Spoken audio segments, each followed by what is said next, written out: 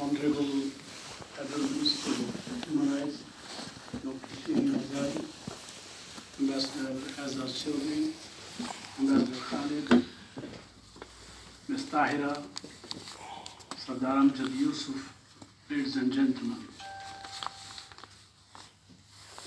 We are observing International Human Rights Day today with a pledge that we shall stand up for our rights and those of others.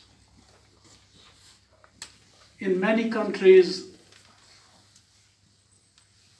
we witness human rights violations on individual level. But there are countries who violate these rights as a state policy.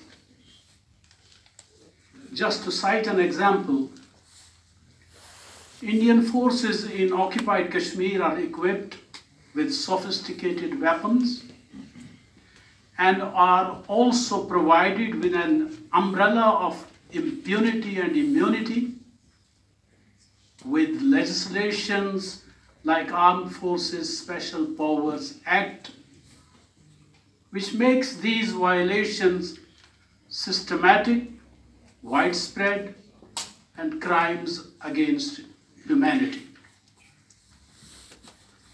In 2004, Mr. John Walls Kushnahan led a delegation of European Union to Kashmir. On his return, he described Kashmir as world's most beautiful prison. People continued to suffer, and the sufferings went unnoticed. After the lapse of 14 long years after Mr.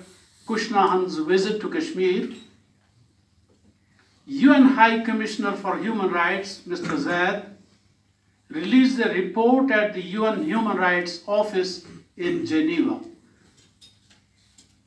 This report, which has already been mentioned by Azaz Chaudhry Sahab also, is first of its kind, which vindicates the stance and stand of Pakistan, Kashmiri human rights defenders, and the leaders of mass movement in Jammu and Kashmir regarding Indian tyranny and their high-handedness in the UN-recognized disputed territory of Jammu and Kashmir. The report highlights impunity and lack of access to justice, excessive use of force, civilian killings near armed encounter sites, use of pellet-firing shotgun, and according to official figures presented in the Indian Parliament, 17 people were killed by pellet injuries between July 2016 and August 2017. The report also sheds light on the cases of torture, involuntary disappearances, mass graves, violations of the rights to health, restrictions on the right to assembly and freedom of expression, reprisals against human rights defenders, restrictions on journalists, sexual violence, and ban on the publication of newspapers, etc.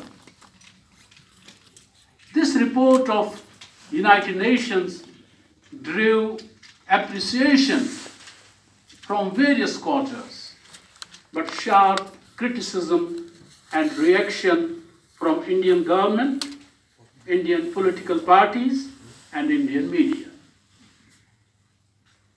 Answering the critics, the spokesperson of the Office of High Commissioner made it clear that violations inside Pakistani line of control are of different caliber and nature, and magnitude. These violations are of structural nature. And he also said that in this report, we do not talk about two identical situations, Indian occupied Kashmir and Azad Kashmir and Gilgit-Baltistan. The report focuses, the spokesperson said, on the killings, sexual violence, use of shotgun pellets, and by and large, it depends upon the statistics coming in from Indian authorities, including Parliament, Supreme Court, Ministry of Defense, Vice President of India, etc. He also said, because one of the critics had said that the Office of Human Rights Commissioner should have asked India first whether to publish such a report or not. So answering that, he said that agreement of India for the preparation of such report was not necessary because our mandate is to promote and protect human rights everywhere, and that includes Jammu and Kashmir. This comprehensive report that calls upon India to fully protect the right of self-determination of the people of Jammu and Kashmir as protected under international law, positively respond to the recommendation regarding establishment of a commission of inquiry, and to repeal Armed Forces Special Powers Act should have been sufficient for India to review its policy of catch and kill and Operation All Out, wherein they want all the Kashmiri youth to be killed. But nothing of that sort happened. Instead, India chose to reject the report as biased and motivated.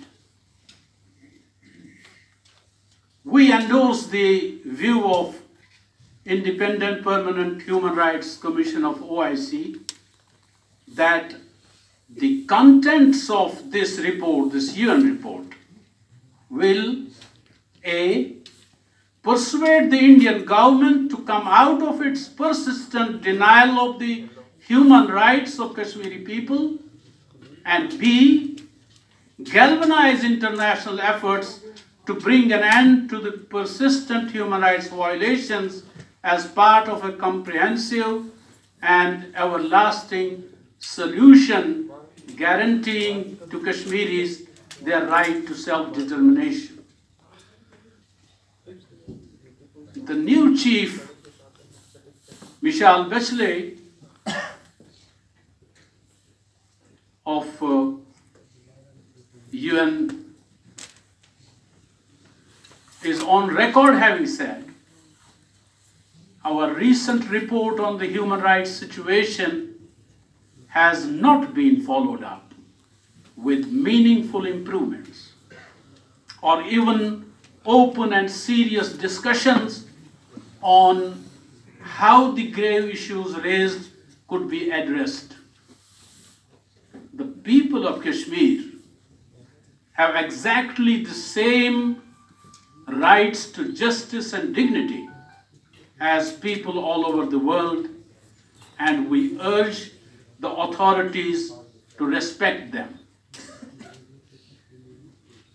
This report has provided us an opportunity to seriously discuss at all fora the human rights and humanitarian issues on the one hand, and the issue of right of self-determination of the people of Jammu and Kashmir on the other.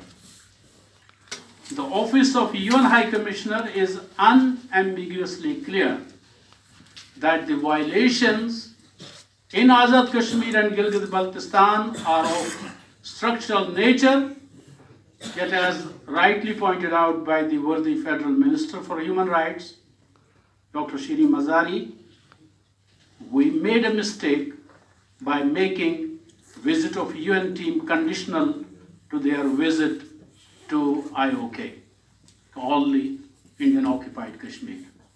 So with that, I thank you very much.